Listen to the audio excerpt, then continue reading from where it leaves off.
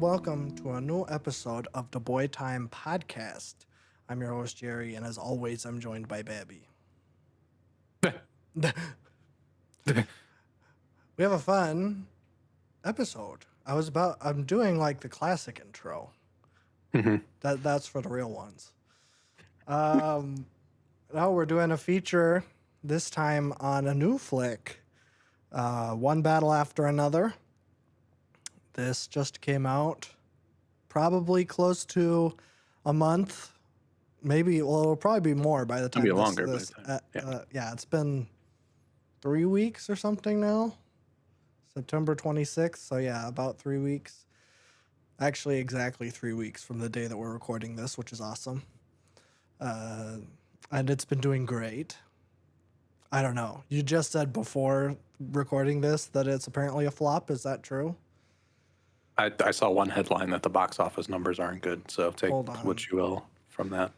Hold the phone. I'm pulling up my favorite website, Box Office Could be fake Mojo. news. Ask Quora. Quora? Quora. Well, it doesn't have the budget. So far, it's grossed about 150 million worldwide. Okay. That's not terrible, but if the budget is like 300 million, which I would be kind of surprised by if this movie was that much. But yeah, I do see that there's a headline saying that it's projected to lose $1 million. So maybe it did. Maybe it was 300 million. I don't know where all that money went. I guess it went to Leonardo DiCaprio and his resort in Israel. Yes. So where it should be going. Yeah. But yeah, it's apparently a huge flop. But as of a couple days ago, it was in the top 25 Letterboxd rated movies of all time. Let me double check and see if that's still the case. It's not. Okay. It is 80th. Still really, really good. It's at a 4.4. When I checked last week, I think it was at a 4.5. But yeah, this thing has been praised by some and bashed by others. It's a very politically divisive movie, I guess. Kind of, I don't know. I feel like it's kind of weird, the like backlash to this. I guess it's just right-wing people being weird, like usual. But usually they're weird about like Superman or something. But it's weird that they're like, I don't know, like what did you expect going into this? Like, I mean, you didn't see the trailer. I knew nothing going into it at all. So. But the trailer for it was like it didn't really hide that fact that they were ex-revolutionaries. And like, I think the clip of like Leonardo DiCaprio saying like "Viva la Revolution," which is a funny line in the movie, as he's running away from Benicio del Toro. But that line was in the trailer. And so I was like, why did you go into this expecting that it was going to be a right-wing revolution? Like, I don't know. Also, do you know like PTA's past work? Which is a question that I'm going to ask you. Have you ever seen a Paul Thomas Anderson flick? I don't think I have. Okay. Let me check. I know he's stacked. He's stacked. I think he's very much in the conversation for like best living director. Yeah, I've seen some music videos by him. Yeah, because there's a Radiohead connection. There is, yes. Even with this movie, I saw that the score was Johnny Greenwood. Yeah, but he's done work with Tom York in the past as well, so they're buddy, it seems. But I don't think I've seen any of these. I've obviously heard of There Will Be Blood and Magnolia and Licorice Pizza and blah, blah, blah, blah, blah. Yes. Like, there's a lot, so. There is. I haven't seen all of them. Like, I haven't seen Inherent Vice, Phantom Thread, and Magnolia. I think those are like the big ones that people say I need to see. I think I watched 20 minutes of Phantom Thread and was bored, but that was also like 4 years ago. I'm sure I'd Okay. be able to handle it now. Mm-hmm. But yeah, at the time I was like, nope, not even Daniel Day-Lewis can save this movie, which is very similar thoughts to what a movie that I recently saw that he is in. Okay. No spoilers. I It's a don't think secret. we're not going to be talking about that movie on the podcast because you're not going to go see an enemy. Although you would like it significantly more than I did Okay. because it's slow and boring. Noted. I do love slow and boring things. Yeah, it gave me heavy stalker vibes. Um, I'm not taking your word for that because you gave that no, one a 1. So yeah, I was like, it gave me. Well, I don't remember what I gave an enemy. I think I may have given it like 1.5, or I gave it 2. Mhm. It's not great, Okay. but Daniel Day-Lewis is in it, so that's pretty sick. But yeah, PTA very very good. I think, but I think honestly, this is my favorite of his. I mean, I love Punch Drunk Love and There Will Be Blood. Like those are like 2 perfect movies in my humble opinion. The Master is really fun too. Well, not fun. It's about Scientology, but not really because they It's didn't just want so to get much fun. sued. Hmm. But it is Scientology. It's like the same exact religion. They just don't call it that. But yeah, very, very good. But this movie is coming off the heels of Licorice Pizza, which was his last movie, which I did not like. Remember that? Yeah, that one was like a big disappointment because that was a follow up to Phantom Thread, which like people still go crazy for. And I think that was like his COVID movie, which doesn't really make sense because it came out in 2021, so that was a fast turnaround, if so. But Hmm. yeah, it was just like really limited cast, but it was just the weird ass decision that he had where it's like we're gonna have the 2 romantic leads. She's gonna be 19 and he's gonna be like 14. Like, why? Why would you do that? Granted, I don't Creative remember. decision. It was a creative decision. I don't think they ever like have sex in a movie, but she does flash him, which has to be some sort of assault, Yeah. Hmm. which isn't nice. So I think like after Licorice Pizza, going into this movie, I was like, oh, is it going to be? Is this going to be a continued downward trend in PTA's work? For it to be the complete opposite, because I loved this movie. I gave it 5 stars. I thought it was damn near perfect. I'm very interested because both you and our other movie friend Grant both rated it significantly lower than I thought you would specifically. Hmm. I thought that you were going to love this thing, but you gave it a 4, which is still Hmm. very high. But I'm a little bit curious. Like, what didn't you like about this movie?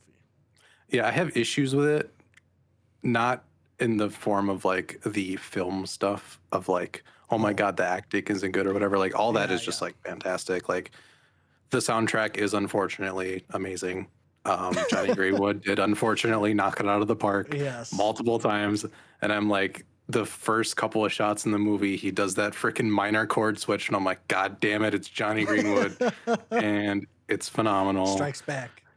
Yada, yada. Mhm. Um, yeah, I think going in knowing nothing, I didn't really know what the movie's premise was, which almost made it a little bit confusing because it started Mm. as one thing and ended up in a completely different place and felt like it was just kind of going, which Yes. isn't a bad thing because I was interested the whole way through.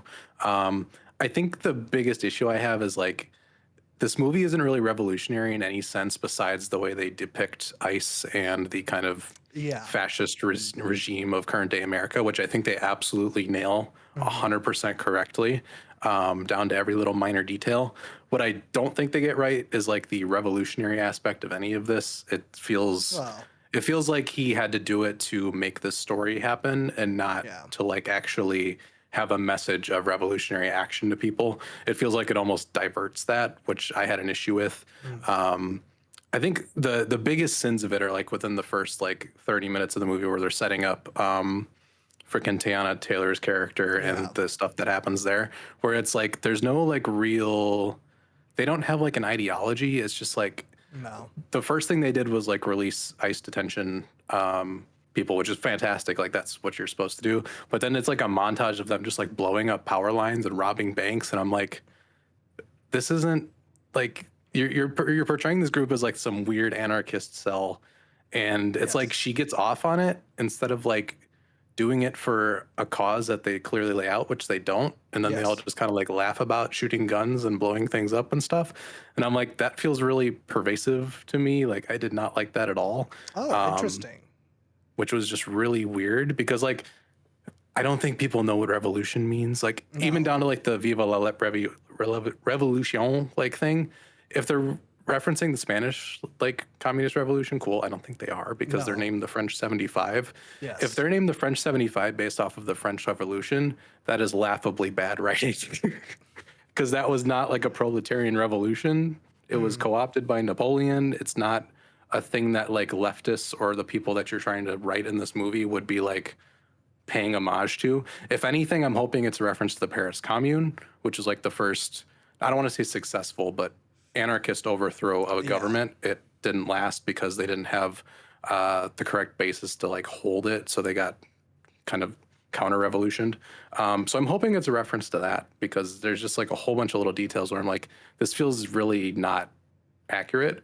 But the stuff that is very accurate is when they make fun of Leonardo DiCaprio for being a dumb idiot. All the little leftist infighting things with the dumb passwords and everything like that, like they wrote that perfectly, but they didn't write the other side of it perfectly, which was also annoying because I'm like, this is hilarious the way that they're portraying this because that's accurate. So I know you guys know something about this, but then you flip it around and are like, anarchists are blowing stuff up and we're robbing banks and we're doing all this. And there's like no real revolutionary action I'm seeing in here. I think that is the point. And I think this Yes. may be a case of like you're not familiar with PTA's past work.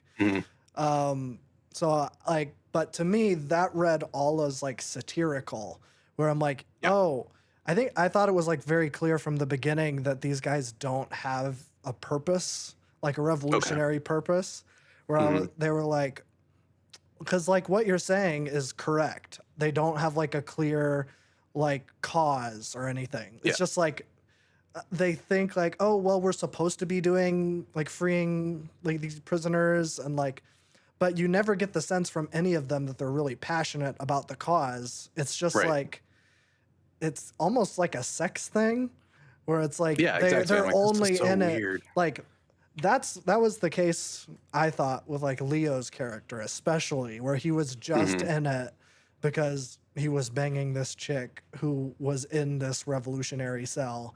Because like even like when we jump forward and he's like talking to his teacher or his kid's teacher, I did like that. and he's just like, yeah, there's slaveholders everywhere. I'm like, you don't know what you're like talking about. You just like know that these are like words that you've heard before, because he's just so stoned and like, I loved his like whole arc. Yes, I Where did too. it's just really, really funny. Like this is the most Coen Brothers like esque thing that PTA's ever done in one of his movies, which is like the same thing that you can say about like the secret racist organization where they're called like the Christmas Adventures Guild or something, and they say like Hail Saint Nick or something, and I'm like, okay, so this is just so over the top, where it's like kind of hard to take that aspect of it seriously. It kind of almost felt like a Better Call Saul, but like a little more silly, where there's just like this secret underground thing that's secretly running the show. Like I don't know, it was kind of goofy. I think it's where it's like I don't know what the movie's trying to say to me, and I think that's where I have an issue to it, where it's like the way you're portraying the U.S. government and the ICE crackdowns is like 100% perfect, but like at the same side, you're also making fun of people trying to make a change and not doing it in a way that I think would be better as a stronger message. Because the end of the movie is obviously like we pass our revolutionary action on to our children and they're going to go protest and stuff. But it's like, you haven't given me anything to like go off of there. Like you're just making it sound like we're going to a BLM protest again and not like actually educating and trying to get to a moment forward. It feels like one big joke, but at the same time, really serious because we're the shots of the ice camps where everything was in Yeah. cages and everything was like great. It's striking.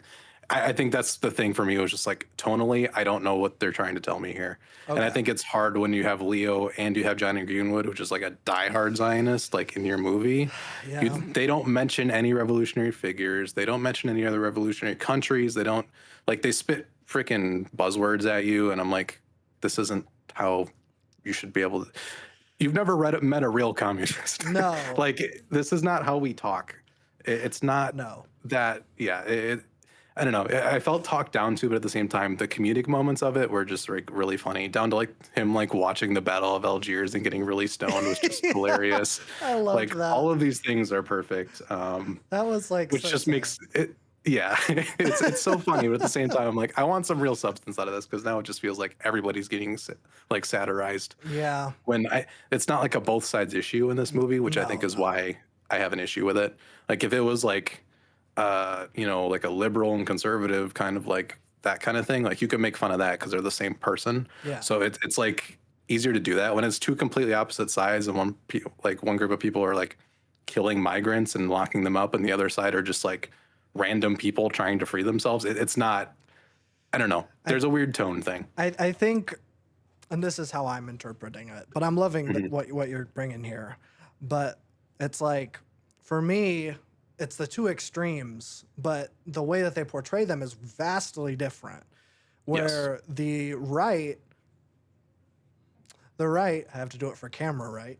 Uh, the right is like this like overwhelming presence. They have their Hmm. hands in pretty much anything. Like this dude, the Sean Penn character, I forgot his name. I guess I can look it up. Freaking Lockjaw, is that what it is? Lockjaw. Yeah. Yeah. They all have goofy names too. Hmm.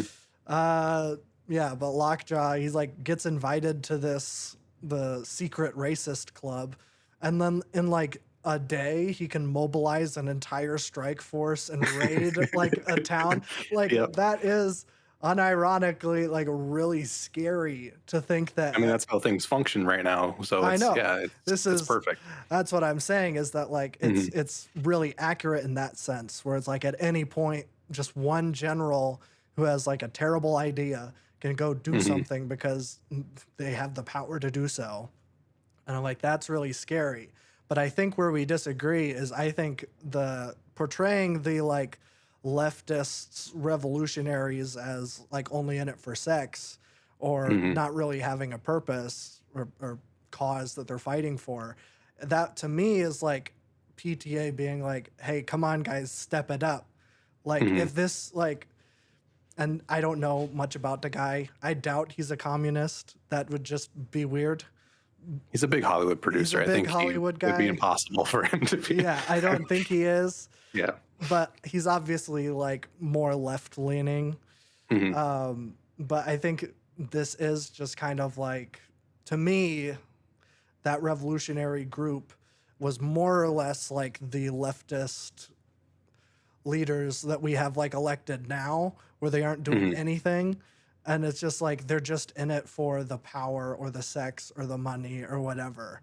Like Hmm. that was kind of my read of it was that like he was showing the revolutionaries as especially incompetent because that's all that he sees. Where there isn't like a real force for change really happening right now on a big scale. And Yep. I felt like that was kind of like the call to it to be like, if this is the best that we've got, that it can crumble with one informant, then we need to make some serious changes. Hmm. But I don't know. I see your side too.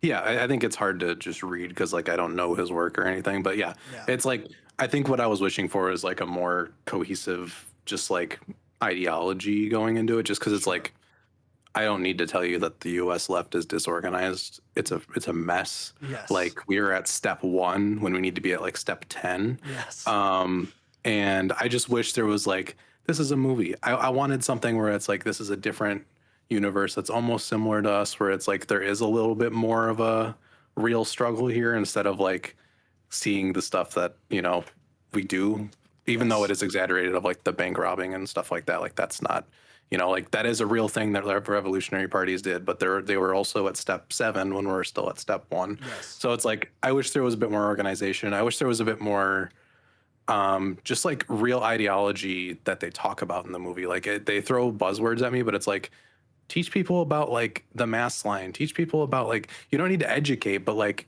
show that there's some real backbone to these characters and Yeah. not just that they're trying to go for a dopamine hit. You can still make them like look foolish and like do all this kind of stuff. That's fine. I think the good parts of it were like the sanctuary city where Yeah. like Benicio del Toro's character, like that kind of mobilization and stuff was fantastic. I love the way that that was portrayed. Um, yeah, I think him in general is probably my favorite part of this movie. He's Oh, just he's killed great. it the entire way through. Um, yeah, but that's really my only gripes with the movie. I think the rest of it is fantastic. Like I love Leo's character, the freaking Yes. dude mixed with like Harry Dubois, Disco Elysium, just Mm-hmm. drunk, trying to figure out his life again. I love that kind of character, and he nails it. Mm-hmm. Sean Penn is hilarious in his Yes. really tight shirt. I think that the way that they portray all those guys, even the neo-Nazi with like the fade haircut and the long beard and the freaking runic tattoos and Oh all that yeah. stuff is just like down to a T perfect. Yeah, car scenes were fun. Soundtrack again is incredible. Yeah. Like it's still a blast of a movie. Oh yeah. It irks me at parts where it's just Sure. like ew. But like again, this is very specific to me because I wanted to, bring this kind of stuff up, which is probably why Sure. we're doing this as a feature. But yeah, it was a really fun ride though. It Yeah. was like you said, the time flew by. It's like almost 3 hours, but it does not feel like it at all. No, it really didn't. Like I think by the end, and we already, I don't know. I Yeah. don't want to spoil anything now because it's like just came out. But like by the end, when a certain character gets gassed, I, Hmm. I was like, oh wait, this is the end of the movie. And like I looked down and it was like the entire runtime had passed. I'm like, what happened? This was supposed to Yeah. be like a 3-hour snooze fest. That's what I was kind of expecting. Because I'm like, oh no, I don't want another licorice pizza. I don't want it. I don't want it. Even though Alana Haim is in this movie, which I thought was Hmm. funny. True. She doesn't make out with any teenagers, though, unfortunately. I think that Mm. really would have tied Not the this film one. together. Hmm. I would have given it a 4.5, maybe, if that was the case. Mm. No, instead she just gets shot Yep. in the most like unceremonious way. She just walks out the back door and someone shoots her And in the bam. face, Yep. which is pretty sick. Not that shooting women is sick, but it was just Walk that funny. back. Walk that back. Hold on. Yeah. Yeah. I don't know. I really, really like this movie. Hmm. I think I don't know. If this is your first PTA, which I know it is for you, but for the general public, I would almost like recommend Punch Drunk Love. That feels like the most accessible of his Okay. that I've seen. Plus, it Mm. has Adam Sandler in it.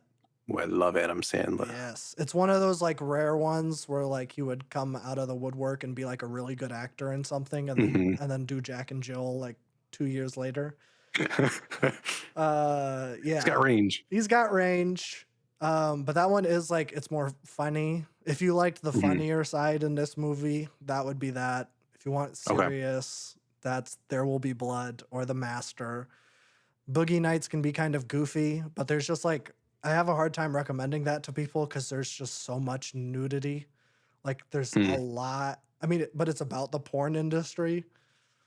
But Makes sense then. but Yeah. Marky Mark does whip it out for absolutely no Ooh. reason at the end of the Okay. movie. All right. Although, sorry to ruin your fun, it's a fake. Yeah, Misogyny will never die. I know. They had to give him a fake penis, This but is even like a Willem Dafoe situation where it was too big and they had to give him a smaller one. I don't think so. Mm. Yeah, because it's like Unfortunate. really big, and I was like, Mm. "Whoa, Marky Mark, holy crap!" But then I found out that it was a fake, and I'm like, "Oh well, that's probably Ruined. because Marky Mark has a tinky winky." Can't use it on the big screen when you're playing a porn star. I suppose.